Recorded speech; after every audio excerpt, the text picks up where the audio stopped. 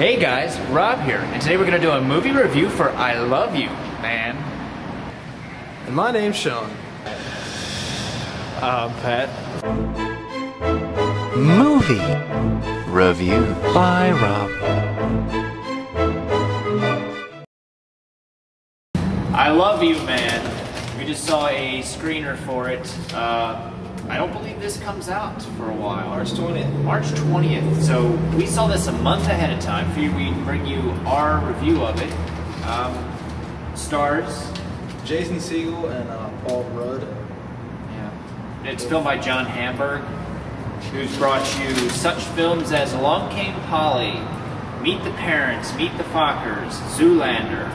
Also Peter Clavin, who did Knocked Up and 40-Year-Old Virgin, and others, to say the least.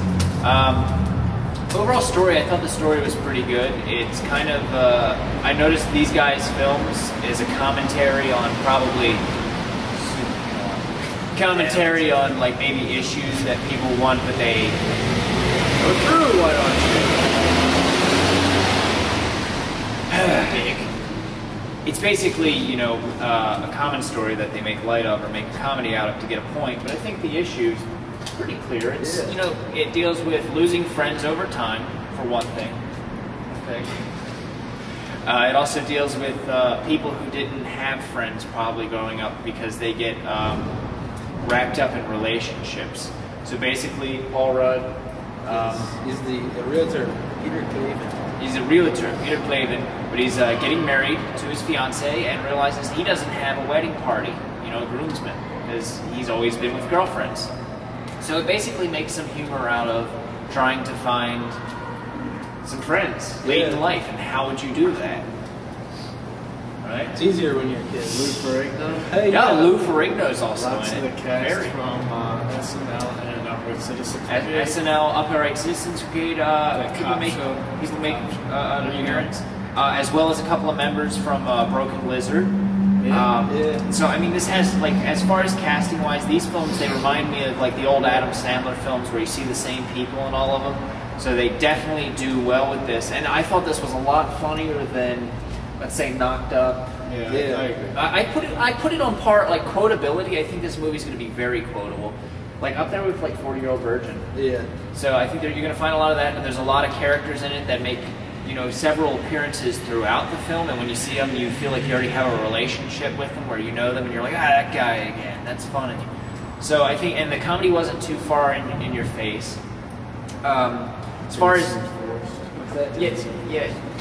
and it wasn't very, it was a long movie. I think it was like an hour and 45 minutes. That seems a little long for a comedy, but I never at any point in time thought, let this end.